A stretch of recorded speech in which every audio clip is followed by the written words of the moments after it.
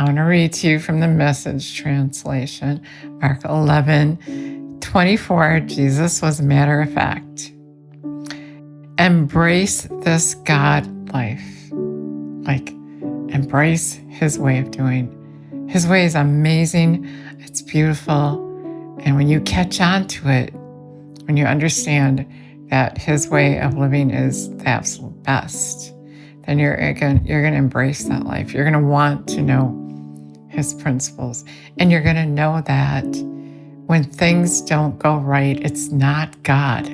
He is faithful to his word. He's going to do what he said. But it's us not having understanding of the way his kingdom operates.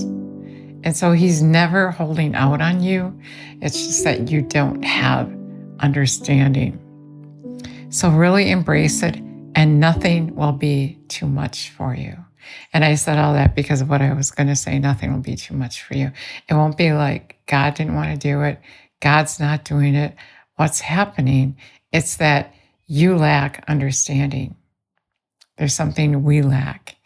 And recently I had some things happen in my life. I got sick because of my disobedience. I ended up with an over $8,000 bill because of my disobedience. I wasn't embracing this God life. I was disobeying him. I didn't blatantly disobey him. I just was letting it go and not thinking it was a big deal. And I just let it go. And I suffered the consequences. It wasn't that God wanted this for me. It was that I didn't do what he said.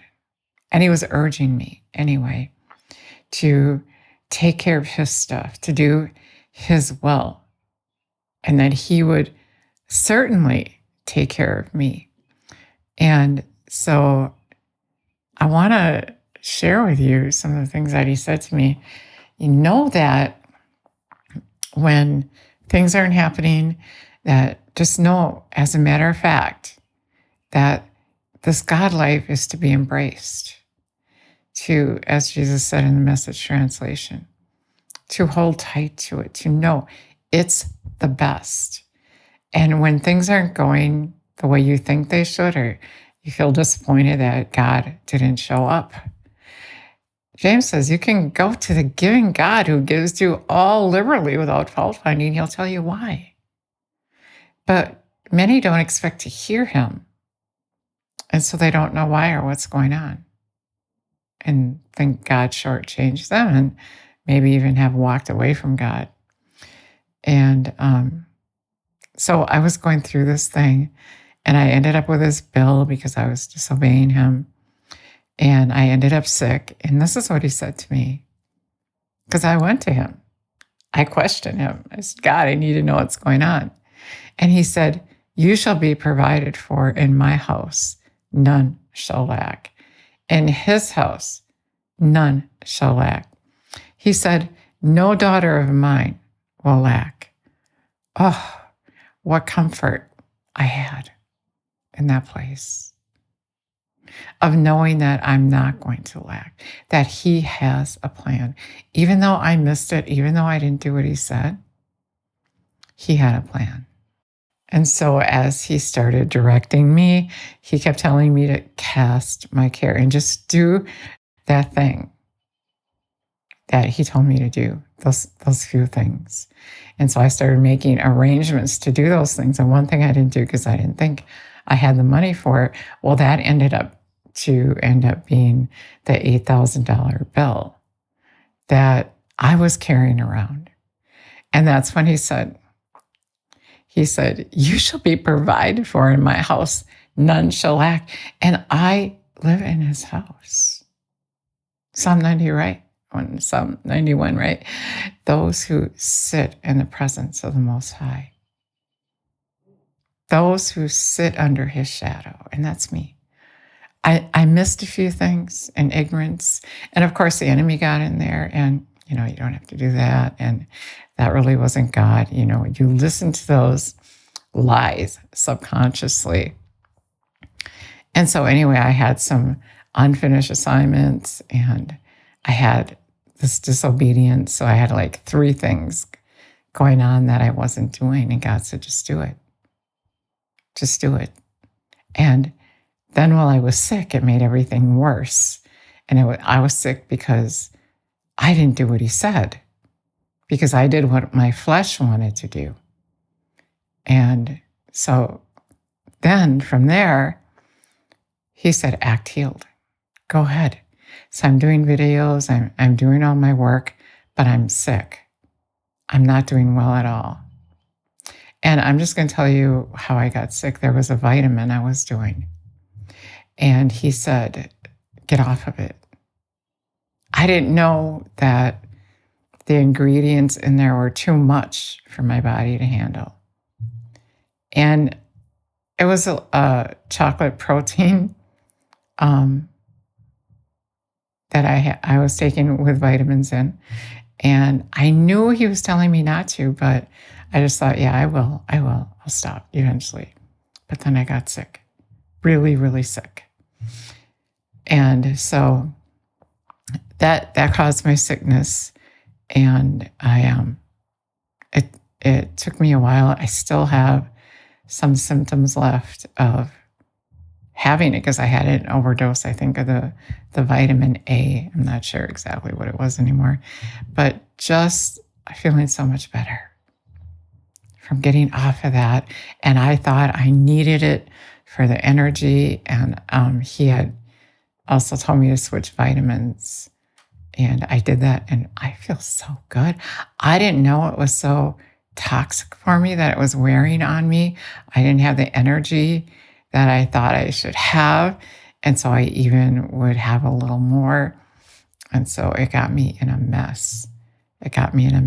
And so I got that straightened out.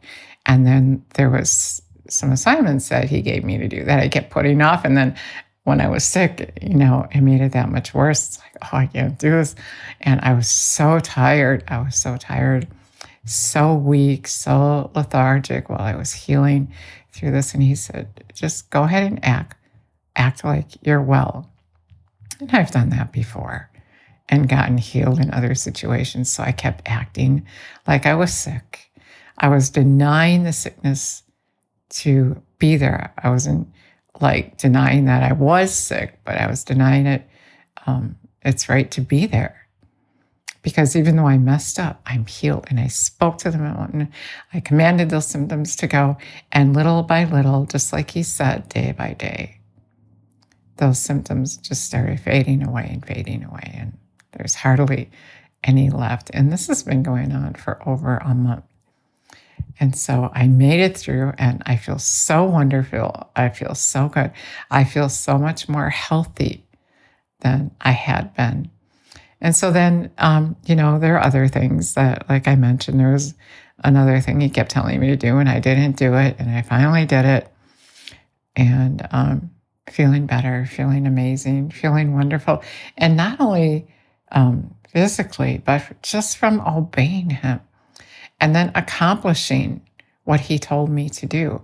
And while I was going through all this, I was also so concerned about that $8,000 bill that I thought was mine till he spoke that to me.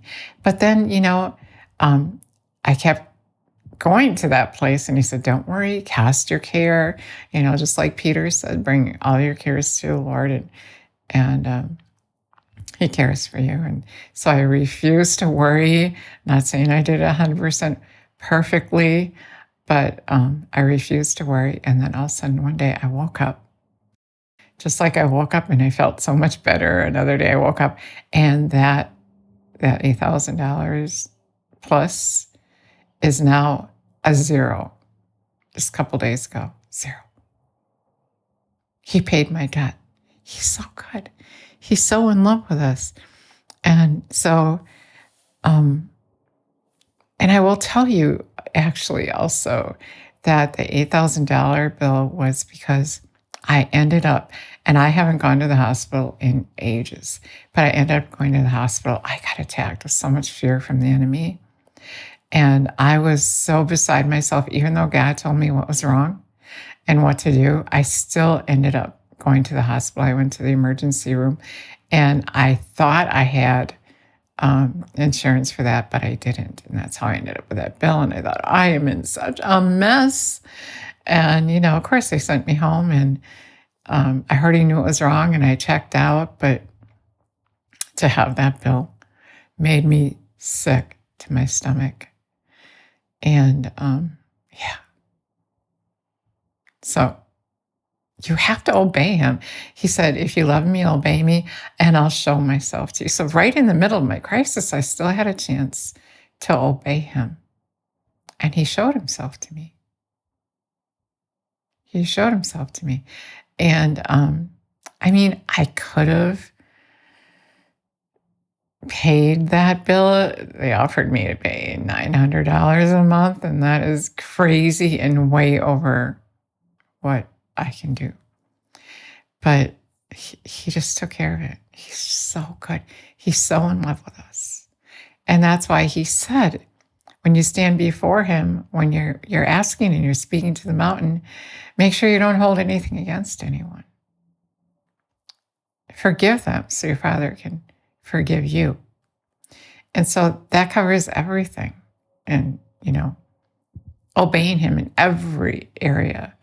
You can't speak to the mountain and it move if you're not obeying him. And that's the message that he wanted me to make clear to you today. You can't speak to the mountain and have disobedience going on at the same time. There's no power in that. Just like there's no power in speaking to the mountain if you hold something against someone.